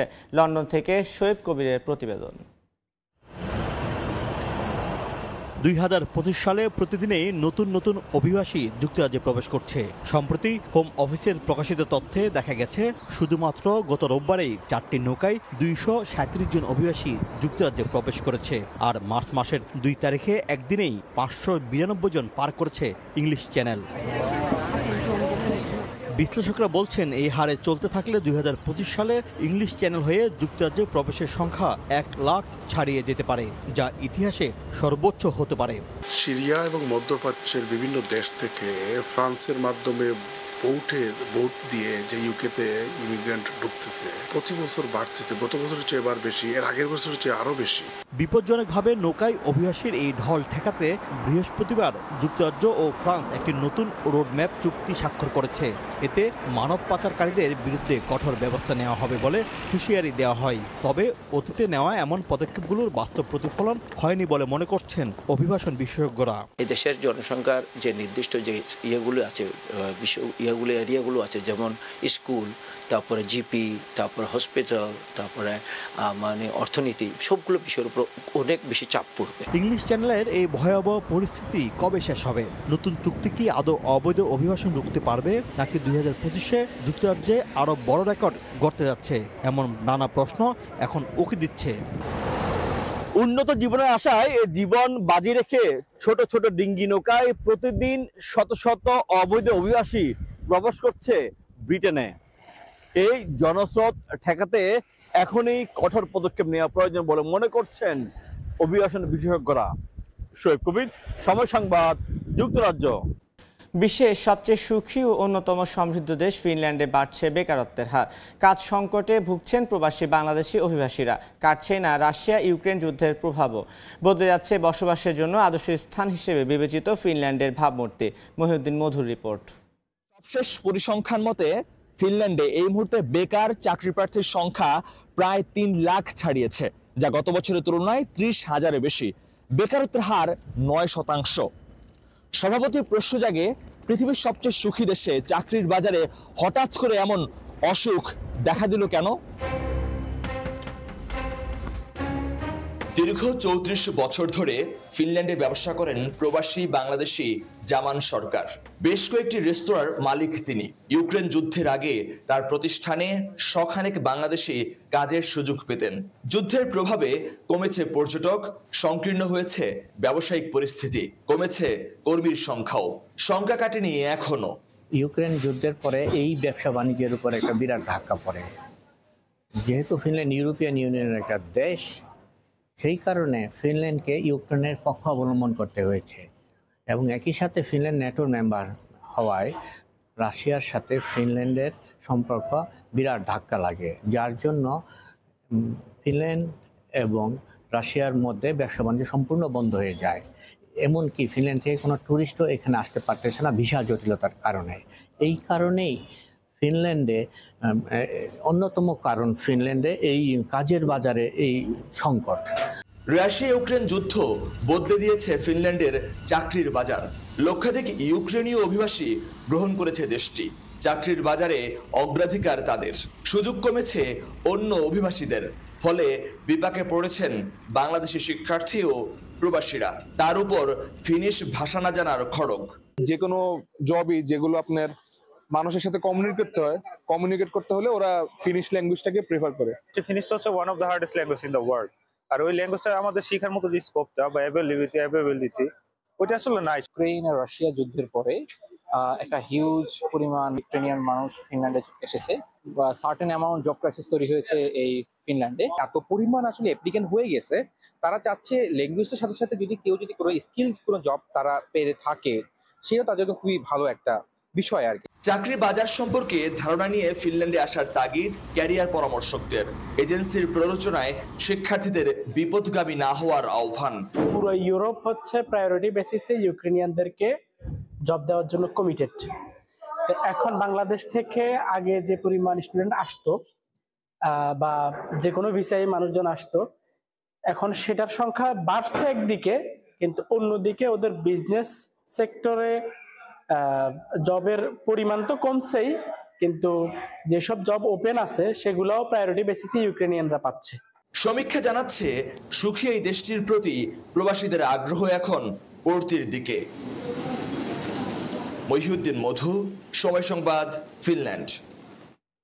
সংযুক্ত আরব আমিরাতে দুবাইয়ে পবিত্র রমজান মাসকে কেন্দ্র করে বিদেশি শ্রমিকদের জন্য ইফতার মাহফিলের আয়োজন করলো একটি অলাভজনক সংস্থা। 200 জন স্বেচ্ছাসেবকের সহায়তায় প্রায় 1000 মানুষের ইফতারের আয়োজন করে সংস্থাটি। একসঙ্গে ইফতারের এই চিত্রটি দুবাইয়ের মডেল সার্ভিস সোসাইটির নামের একটি অলাভজনক সংস্থা প্রায় 1000 বিদেশি শ্রমিকের জন্য এই ইফতার মাহফিলের আয়োজন করে। বিভিন্ন পেশা ও জাতিগোষ্ঠীর 200 জন নিবেদিত প্রাণ স্বেচ্ছাসেবকের সহায়তায় ইফতার সরবরাহ করা হয়। সংস্থাটির ওয়েবসাইটের তথ্য মতে এবছর দুবাইয়ের 9টি স্থানে প্রতিদিন 14,000 মানুষকে ইফতার পরিবেশন করার লক্ষ্য নেওয়া হয়েছে। দালান কোঠা ভবন নির্মাণে যারা অবদান রেখেছে তাদের ইফতার করানোর সুযোগ পেয়ে আনন্দ প্রকাশ করছেন স্বেচ্ছাসেবী দলের সদস্যরা। সামাজিক দায়বদ্ধতা থেকেও এই ইফতার মাহফিলে অংশগ্রহণ করেন অনেকে। আমরা সেই মানুষদের সঙ্গে দেখা করেছি যারা এই দেশ গড়ে তুলেছে, যাদের পরিশ্রমে সব ভবন চমকপ্রদ স্থাপনা তৈরি হয়েছে। এই সবকিছু তাদের হাতেই গড়ে উঠেছে। আর দেখুন, এটা আমাদের জন্য আনন্দের, কারণ আমরা তাদের পাশে থাকার সুযোগ পাচ্ছি, ইফতার পরিবেশন করতে পারছি। এটাই আমরা এখানে করছি। আমি এখানে এসেছি শুধু এই মানুষদের পাশে দাঁড়ানোর জন্য, তাদের সহায়তা করার জন্য, যা আমাদের সামাজিক দায়বদ্ধতার অংশ। কারণ জীবনে আমরা যা কিছু অর্জন করেছি তার পেছনে অনেক মানুষের সহায়তা রয়েছে, তাই সমাজকে কিছু ফিরিয়ে দেওয়া আমাদের দায়িত্ব। এই লক্ষ্যেই আমরা সবাই এখানে একসঙ্গে রয়েছে, আমাদের কমিউনিটির সদস্যদের সেবা করতে। মডেল সার্ভিস সোসাইটি জানায় গত বছর তারা প্রায় 4 লাখ ইফতার বিতরণ করেছিল। এবছর প্রায় 5 লাখ মানুষকে ইফতার করানোর লক্ষ্য অর্জন করতে চায় সংস্থাটি। অর্জিতা শাহজিন, সময় সংবাদ। রমজান ঘিরে লিবিয়ার বেনগাজি শহরের বেকারিতে বেড়েছে ঐতিহ্যবাহী তন্দুরি রুটি বানানোর কর্মব্যস্ততা। প্রতিদিন ইফতারে এই রুটি খেতে পছন্দ করেন স্থানীয়রা। স্বাস্থ্যকর খাবারটি কিনতে দোকানে ভিড় করেন বাসিন্দারা। লিবিয়ার বিখ্যাত তন্দুর রুটি কিনতে বেনগাজি শহরের এই অস্থায়ী বেকারিতে ভিড় করেছেন স্থানীয়রা। রমজানে অনেকেই এই রুটি দিয়ে ইফতার করেন। গ্রাহকদের চাহিদা পূরণে দোকানেও চলছে রুটি তৈরির যজ্ঞ। একসঙ্গে অনেকগুলো চুলায় চলছে জনপ্রিয় রুটি তৈরির কাজ। আওয়াদ আল হাদিরি বেকারিতে রুটি তৈরির কাজ করেন। অন্য সময়ের তুলনায় পবিত্র রমজান মাসে একটু বেশি কাজ করেন তিনি, যাতে এই পবিত্র মাসে মানুষ রুটি কিনতে এসে হতাশ না হন। আমি 8 বছর ধরে তন্দুর রুটি তৈরির কাজ করছি। সাধারণ দিনগুলোতে আমরা পুরো কাজের দিন কাজ করি না, শুধু সকাল 9টা থেকে দুপুর 12টা পর্যন্ত। রমজানের দিনে আমি সকাল 9টা থেকে দুপুর পর্যন্ত কাজ করি।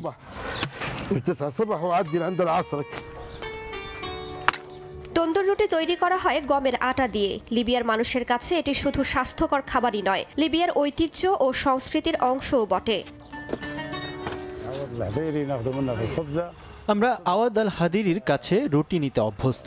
তার রুটি খুব ভালো এবং ভালোভাবে তৈরি করা হয়। আমরা ইফতার টেবিলে রুটি খেতে অভ্যস্ত।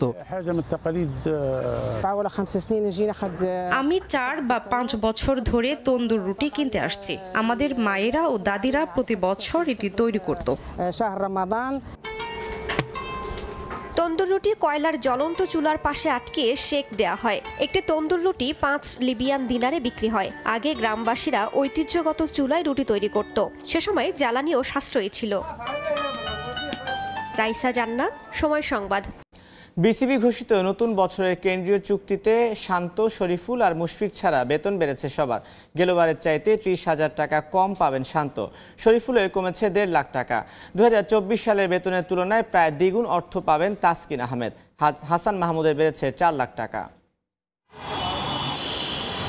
মার্চের প্রায় মাঝামাঝি এসে অবশেষে পাওয়া গেল কাঙ্ক্ষিত তালিকা। বিসিবির কেন্দ্রীয় চুক্তি প্রকাশের পর থেকে আলোচনায় ক্রিকেটারদের বেতন আর গেলবারের তুলনায় তারতম্য। যদিও পাপনের বোর্ডের 3 ফরম্যাটের ক্যাটাগরি ভিত্তিক জটিলতায় আর হাঁটেনি বর্তমান বোর্ড। টেস্ট, টি20 আর ওয়ানডেতে আলাদা আলাদা নয়, একটাই ফরম্যাট প্রকাশ বিসিবির। সেক্ষেত্রে সবচেয়ে বড় লাভটা হয়েছে তাসকিনের। গেল বছরের চুক্তিতে 5,75,000 টাকা পাওয়া ঢাকা এক্সপ্রেস এবার পাবেন তার চাইতে 4,25,000 টাকা বেশি। বেতন বাড়ার এই তালিকায় তাসকিনের পরেই আছেন হাসান মাহমুদ, তার বেড়েছে 4 লাখ টাকা। তালিকায় প্রথমবারের মতো যুক্ত হওয়া 4 ক্রিকেটার রিশাদ, নাহিদ, জাকের আলী অনিক আর তানজিদ তামিমকে বাদ দিলে বেতন বেড়েছে প্রায় সবার। অর্থের হিসেবে মোস্তাফিজ 3,12,500, হৃদয় 3,37,500, মিরাজের 2.5 আর লিটন দাসের বেতন বেড়েছে 1,95,000 টাকা। বড় লাভ দিয়েছেন তানজিম সাকিব আর শেখ মেহেদিও। এ দুজনার বেতন বেড়েছে 3 লাখ টাকা। শুধু টেস্ট খেলা মুমিনুল আর তাইজুলের বেতনও বেড়েছে পাক্কা 1.5 লাখ টাকা। 75,000 টাকা করে বেতন বেড়েছে নাসুম আহমেদ আর খালেদের। তবে সবার গল্পই এক নয়। 21 ক্রিকেটারের মধ্যে বেতন কমেছে 3 জনের। অবশ্য সেটা পারফরমেন্সের জন্য নয়। গেলবার 3 ফরম্যাটের অধিনায়ক হয় অতিরিক্ত 1,20,000 টাকা শান্তর অ্যাকাউন্টে ঢুকলেও এখন আর তিনি টি20-র অধিনায়ক নন। সঙ্গে ক্যাটাগরিতেও অবনমন হয়েছে টাইগারদের এই টপ অর্ডার ব্যাটসম্যানের। সব মিলিয়ে 24 সালের তুলনায় 30,000 টাকা কম ঢুকবে তার অ্যাকাউন্টে। ওয়ানডে থেকে অবসরের ঘোষণায় বি ক্যাটাগরিতে চলে আসায় মুশফিকের বেতন কমেছে 50,000 টাকা। আর সবচাইতে বেশি বেতন কমেছে শরীফুলের, সংখ্যার হিসেবে যা 1.5 লাখ টাকা। কেন্দ্রীয় চুক্তির বাইরে কোনো ক্রিকেটার গোটা সিরিজে স্কোয়াডে থাকলে তিনি ওই মাসের ডি ক্যাটাগরির সমপরিমাণ অর্থ পাবেন। তবে গোটা সিরিজে না থাকলে এই অর্থের পরিমাণ হয়ে যাবে অর্ধেক।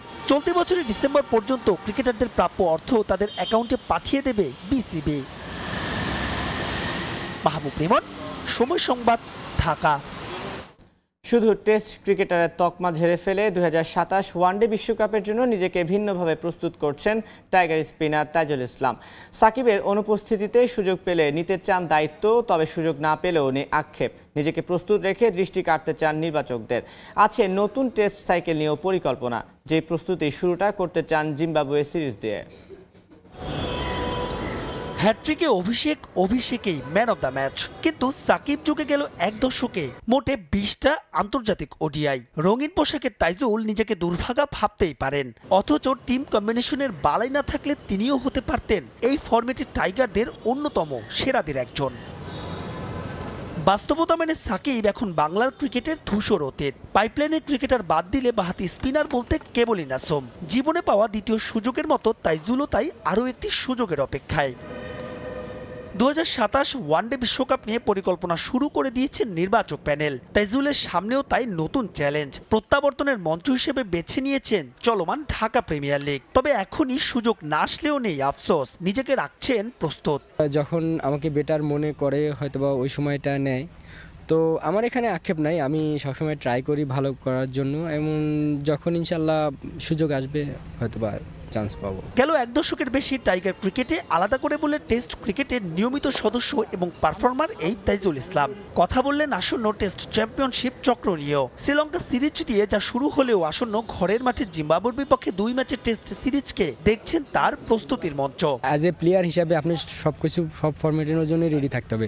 যখন যেটা আসবে ওইটাকে হচ্ছে যে সেখানে ভালোভাবে রিপ্রেজেন্ট করাটা ইম্পর্টেন্ট। আপাতত শুধু টেস্ট ম্যাচের বিবেচনায় থাকায় বিসিবি প্রকাশিত কেন্দ্রীয় চুক্তিতে বি গ্রেডে রাখা হয়েছে তাইজুল ইসলামকে। জানান এসব নিয়েও খুব একটা ভাবেন না আজকাল, মাঠে করতে চান নিজের কাজটা। বিগত 5-7 বছর ধরে কন্ট্রিবিউশন করে আসতেছে। মাহবুব রিমন, সময় সংবাদ। বাংলাদেশ নারী কাবাডি দল বিদেশ থেকে পদক অর্জন করে যুব ও ক্রীড়া মন্ত্রণালয়ের কাছ থেকে পেল কেবলই ফুলের শুভেচ্ছা। 25 লাখ টাকা অনুদানের ঘোষণা এলো, তা ব্যয় হবে অনুশীলন খাতে। কানাকড়িও পাবেন না রেডাররা, জানিয়ে আক্ষেপ থাকলেও ক্যামেরার সামনে কথা বলেননি কেউ। এদিকে এশিয়ান কাবাডিতে ব্রোঞ্জ জয় আসন্ন বিশ্বকাপে ভালো করতে অনুপ্রেরণা যোগাবে বলে মত রেডারদের। ইরান থেকে এশিয়ান কাবাডিতে ব্রোঞ্জ জয় করে ফিরেছে বাংলাদেশ নারী কাবাডি দল। জাতীয় ক্রীড়া পরিষদ সম্মেলন কক্ষে তারই সংবর্ধনা। উৎসবের উপলক্ষে খেলোয়াড়দের ঠোঁটে হাসি, কিন্তু মনে চাপা কষ্ট। সেটা মন্ত্রণালয়ের পক্ষ থেকে কোনো প্রকার আর্থিক পুরস্কারের ঘোষণা না আসায়। দেশে ক্রিকেট ফুটবলের বাইরে অন্যান্য ডিসিপ্লিনের খেলোয়াড়দের অর্থ উপার্জনের সুযোগ কম। দেশের বাইরে থেকে আসা এমন অর্জনেও যদি প্রণোদনা না মেলে, সেটা অনেক ক্ষেত্রেই নিরুৎসাহিত করে সংশ্লিষ্ট খেলোয়াড়দের। যদিও প্রণোদনার বদলে অনুশীলনকেই বড় করে দেখছে যুব ও ক্রীড়া মন্ত্রণালয়। আমরা তাদেরকে মোটিভেশন দেওয়ার জন্য, অনুপ্রাণিত করার জন্য আগামী দিনে যেন বড় চ্যালেঞ্জগুলো আমরা ধরতে পারি, ইন্ডিয়ার মতো দলকে যাতে আমরা হারাতে পারি, সেই লক্ষ্যকে সামনে রেখে তাদের প্রশিক্ষণের জন্য আমরা 25 লক্ষ টাকা মাননীয় উপদেষ্টা মহোদয়ের পক্ষ থেকে আমরা এখানে আজকে অনুদান হিসেবে দেওয়া হয়েছে। আমরা কনসিডারেশনটা নিয়েছি যে আগামী দিনে তাদেরকে আরও বেশি উৎসাহিত, প্রশিক্ষিত করার জন্য সেই লক্ষ্যটাকে আমরা টার্গেট করেছি। ব্যক্তিগতভাবে সেটা আমরা দেখব পরবর্তী পর্যায়ে। এখন হচ্ছে যে আগামী দিনে আমাদের আগামীতে কিছু খেলাধুলা রয়েছে সামনে, ইন্ডিয়াতে একটা ওয়ার্ল্ড কাপ হবে, সেই জন্য তাদেরকে প্রশিক্ষণ দেওয়াটা আমাদের বেশি প্রাধান্য। এদিকে বিদেশ থেকে পদক জয় করে দেশে ফিরে সরকারের প্রণোদনা না মিললেও থেমে নেই রেইডাররা। বছরের মাঝামাঝি আছে কাবাডি বিশ্বকাপ। হাতের সময়টুকু কাজে লাগিয়ে সেখানে ভালো করার লক্ষ্য তাদের। সেক্ষেত্রে এশিয়ান কাবাডিতে ব্রোঞ্জ জয় অনুপ্রেরণা যোগাবে বলে মনে করেন তারা। আমরা যদি লং টাইম প্র্যাকটিসের সুযোগ পাইতাম বা অন্য জায়গায় আমরা ফ্রেন্ডশিপ ম্যাচ খেলতে পারতাম, তাইলে অবশ্যই এর থেকে ভালো কিছু আমরা আশা করতে পারতাম। আমরা ইন্ডিয়ার সাথে ফ্রেন্ডশিপ ম্যাচ খেলতে চাই, ইন্ডিয়ার যে প্রদেশগুলো আছে সেই প্রদেশের সাথে আমরা ফ্রেন্ডশিপ ম্যাচ খেলতে চাই, বা আপনার যে হার্ডি টিমগুলো আছে আমরা চাই সেই হার্ডি টিমগুলোর সাথে ফ্রেন্ডশিপ ম্যাচ করতে, যাতে আমাদের আর একটু আগ্রহ, মানে অভিজ্ঞতা বাড়ে। আমরাও চাচ্ছি যে আমাদের এই মেয়েদেরকে নিয়ে যদি বাইরের দেশে কোথাও যে আমরা ম্যাচ খেলতে পারি বা 2-1 মাস থাকে প্রশিক্ষণ নিতে পারি, তাহলে এই মেয়েরা অনেক ভালো করবে। এই রেজাল্টটাকে ধরে রাখার জন্য আমরা চাই যে বেশি বেশি টুর্নামেন্ট হবে আর নতুন নতুন প্লেয়ার উঠে আসবে। মন্ত্রণালয় থেকে না মিললেও ফেডারেশনের পক্ষ থেকে খেলোয়াড়দের 5 লাখ টাকার পুরস্কার দেওয়া হয়েছে বলে জানান সাধারণ সম্পাদক। এস.এম. ইকবাল, সময় সংবাদ। এই পর্যায়ে শীর্ষ সংবাদগুলো জানিয়ে দিচ্ছি আরেকবার। সমালোচনা করতে গিয়ে জনদাবি থেকে সরে এলে শেষ হয়ে যাবে সব সম্ভাবনা, বললেন তারেক রহমান। ঐক্যের ভিত্তিতে সংস্কার ও বিচার হলে অবসান হবে বিভেদের, মত এনসিপির। শুক্রবার কক্সবাজারে যাবেন প্রধান উপদেষ্টা ও জাতিসংঘের মহাসচিব। পরিদর্শন করবেন উখিয়া রোহিঙ্গা ক্যাম্প। প্রত্যাবাসন ইস্যুতে অগ্রগতির আশা শরণার্থী কমিশনের। রাজশাহীতে 5 বছর ধরে বিচারাধীন ধর্ষণে 1,500 মামলা। ডিএনএ আর ডাক্তারি পরীক্ষার প্রতিবেদন পেতে ধীরগতি। আপোষ মীমাংসার পার পেয়ে যাচ্ছেন আসামিরা। এবং নাটকীয়তা শেষে 30 দিনের যুদ্ধবিরতিতে সম্মত ইউক্রেন। সৌদি আরবে যুক্তরাষ্ট্রের সঙ্গে সংলাপে জেলেনস্কি। সামরিক ও গোয়েন্দা সহায়তা ফের চালুর ঘোষণা ট্রাম্পের।